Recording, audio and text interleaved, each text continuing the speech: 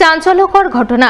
D কোম্পানির নাম করে ইংরেজবাজার পৌরসভার চেয়ারম্যান তথা রাজ্য তৃণমূলের সহসভাপতি কৃষ্ণেন্দু চৌধুরীকে ফোনে হুমকি। মোটা অঙ্কের টাকা দাবি করে হুমকি দেওয়ার অভিযোগ উঠল জৈনিক প্রদীপ নামে এক ব্যক্তির বিরুদ্ধে। हेलो हेलो हाँ किसान से बात हो रहा है मेरा। हाँ बोल रहा है, बोलिए। जी बोल रहा हूँ। हाँ कौन बोल रहा है? प्रदीप प्रदीप प्रदीप कौन प्रदीप? ये कंपनी से प्रदीप बोल रहा हूँ। ওই ব্যক্তি নিজেকে প্রদীপ নামে পরিচয় দিয়ে চেয়ারম্যানের মোবাইলে ফোন করে চেয়ারম্যানের কাছে 20 পেটি টাকা দাবি করে। দাবি মতো টাকা না মিললে তাকে সহ তার পরিবারকে প্রাণে মারার হুমকি দেয় বলে খবর। हेलो हेलो हाँ किसान से बात हो रहा है मेरा। हाँ बोल रहा है, बोलिए। जी बोल रहा हूँ। हाँ कौन बोल रहा है? प्रदीप प्रदीप प्रदीप कौन प्रदीप? ये कंपनी से प्रदीप बोल रहा हूँ। कौन कंपनी? ये कंपनी से प्रदीप बोल रहा हूँ। क्या बात है, बोलिए। आप मैसेज डाला है देखा नहीं अभी तक? क्या आपको मैसेज दिया है, मैसेज नहीं देखा अभी तक? क्या बात मैसेज है? हेलो मुद्दा बात बोल रहा हूँ आपको। हाँ बोलिए, आपको क्या हुआ? टिकट भेजना पड़ेगा। किसको भेजना पड़ेगा? आपको? हाँ क्यों? नहीं तो तुम और तुम्हारा फैमिली। हाँ हेलो हेलो हाँ हाँ सोच लेना क्या होगा। ठीक है।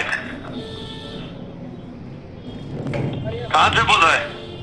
रेडी रहना। हाँ रेडी रहना। ठीक है ठीक है। এই ঘটনার পর চেয়ারম্যান সাহেব তড়িঘড়ি বিষয়টি পুলিশকে জানান। সেই মতো পুলিশ ঘটনার তদন্ত শুরু করে। বিশাল পুলিশ বাহিনী চেয়ারম্যানের বাড়ি সহ আশপাশের এলাকায় নজরদারি চালায়। এদিকে এই ঘটনার পর থেকে কিছুটা আতঙ্কিত হয়ে পড়েন ইংরেজবাজার পৌরসভার চেয়ারম্যান কৃষ্ণেন্দু চৌধুরী। তিনি জানান, ডি কোম্পানির নাম করে প্রথমে তার মোবাইলের হোয়াটসঅ্যাপে মেসেজ পাঠানো হয়েছিল। তিনি সেই মেসেজ না দেখায় শুক্রবার সকাল 10:40 নাগাদ তার মোবাইলে একটি ফোন আসে। ফোনের অপর প্রান্তে থাকা ব্যক্তি ডি কোম্পানি থেকে বলছি এবং তার নাম প্রদীপ বলে পরিচয় দেয়। এরপর সে তার কাছে 20 পেটি টাকা দাবি করে এবং দাবি মতো টাকা না পেলে তাকে সহ তার পরিবারকে প্রাণে মারার হুমকি দেয়। এই ঘটনার পর তিনি পরিবারের কথা ভেবে কিছুটা আতঙ্কিত হয়ে পড়েন। পুরো বিষয়টি পুলিশকে জানান। পুলিশ ঘটনার তদন্ত শুরু করে। আমি আজকে আমাদের একটা ফার্ম হাউস আছে, সেই ফার্ম হাউসে একটা মন্দির তৈরি করছে শিবের।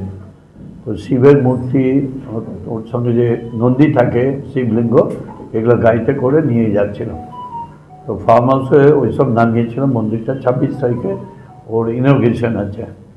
তো ওখান থেকে আমি ওই কটেজগুলো দেখছিলাম। তো হঠাৎ করে 10:40 তখন একটা ফোন এলো। তো ন্যাচারালি ফোন, আমার হাতেই ফোন থাকে সবসময়। ফোন উঠে আমি বললাম যে किसान बोल रहा है? हाँ बोला, प्रथम चुपचाप किसान बोल रहा है? बोला हाँ बोल रहा है। आप कौन बोल रहा है? बोला प्रदीप बोल रहा है, डी कंपनी का से। तो क्या है बोलिए।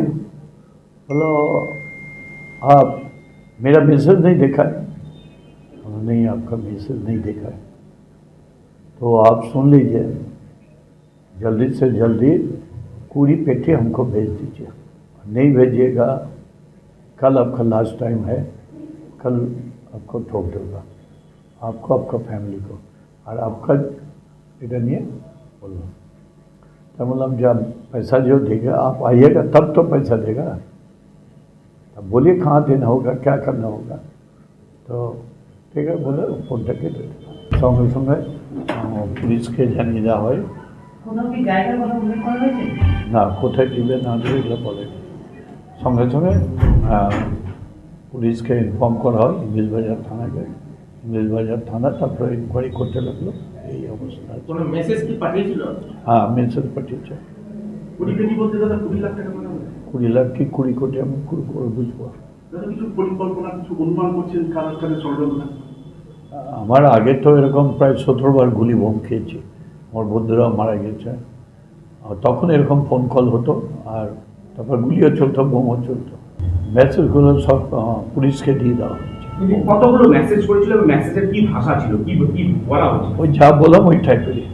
হোয়াটসঅ্যাপে মেসেজ এসছে, এবার পাঠিয়েছে, বেশ কয়েকটা মেসেজ পাঠিয়েছে। কখন পাঠায় এই মেসেজগুলো? আর সকালে এটা কালকে পাঠিয়েছে, কাল পরশু নয়, আমি মেসেজটা দেখিনি। পুলিশ টোটালি দেখছেন, তারা হাই লেভেলে ম্যাটারটা পৌঁছেছে, তারা সব কিছু অনুসন্ধান করছে। আমার পরিবারকে নিয়ে তো নিশ্চয়ই দুশ্চিন্তায় থাকবো। আমার ভাইরা আছে, আমার ফ্যামিলি আছে। তৃণমূল নেতা বাবলা সরকার খুনকাণ্ডের মাস দেড়েকের মধ্যে ইংরেজবাজার পৌরসভার চেয়ারম্যান তথা তৃণমূল নেতা কৃষ্ণেন্দু চৌধুরীর কাছে হুমকি ফোন আসার ঘটনায় মালদার রাজনৈতিক মহলে ব্যাপক শোরগোল তৈরি হয়। ঘটনায় ইংরেজবাজার পৌরসভার বিরোধী দলনেতা তথা বিজেপি নেতা অম্লান ভাদুড়ী জেলার আইন শৃঙ্খলা পরিস্থিতি নিয়ে পুলিশের কড়া সমালোচনা করেন। সেই সঙ্গে গোটা ঘটনার সঠিক তদন্ত দাবি করেন তিনি। কৃষ্ণেন্দু চৌধুরী মালদা জেলার প্রাক্তন মন্ত্রী, ক্যাবিনেট মিনিস্টার, বর্তমানেও তিনি চেয়ারম্যান আছেন, দুর্দান্ত প্রতাপশালী নেতা তৃণমূলের। তাকে যদি ফোনের হুমকি দেয়, তার কাছে যদি টাকা চাহিদা করে, এটা তো একটা অদ্ভুত ব্যাপার। তাহলে সাধারণ মানুষের কি অবস্থা আছে? আর মালদা জেলায় ল অ্যান্ড অর্ডারটা কোন জায়গায় আছে? আমরা বছরের প্রথম থেকে দেখলাম বাবলা সরকার খুন হয়ে গেল তৃণমূলে, তারপর তৃণমূলের অঞ্চল সভাপতির সঙ্গে থাকা একজন খুন হয়ে গেল, তার উপর আক্রমণ হলো, পুলিশের উপরে গুলি চললো, মদের থেকে দুজন মার্ডার হয়ে গেল, ক্রমশ এই ঘটনা চলছে। তো এখানে মালদা জেলায় ল অ্যান্ড অর্ডারটা কোথায় আছে? পুলিশ বলে কি কোনো পদার্থ নেই? এর দুটি কারণ হতে পারে। এক হচ্ছে এটা তৃণমূলের ইন্টার ফাইটিং, ভিকটিম যে সেও তৃণমূল, যে দুষ্কৃতী ক্রিমিনাল সেও তৃণমূল, স্বাভাবিকভাবে পুলিশ কোনো এর মধ্যে কিছু মাথা গলাচ্ছে না, চুপ করে আছে। নতবা পুলিশের গোয়েন্দা দপ্তর এবং পুলিশ একবারে অপদার্থে পরিণত হয়েছে। তাদের কাছে না কোনো খোঁজখবর থাকছে, না তাদেরকে কোনো ক্রিমিনাল ভয় পাচ্ছে। পুলিশের যে একটা ভয় ভীতি ক্রিমিনালরা পায়, সেই ভয় ভীতিটাই জেলা থেকে উবে গেছে। স্বাভাবিকভাবে এই ঘটনাগুলো ঘটছে। আমরা এর একটা সঠিক তদন্ত চাইছি এবং এর পিছনে কি আছে ঘটনা, সেটা সামনে আনার প্রয়োজন আছে জনসাধারণের।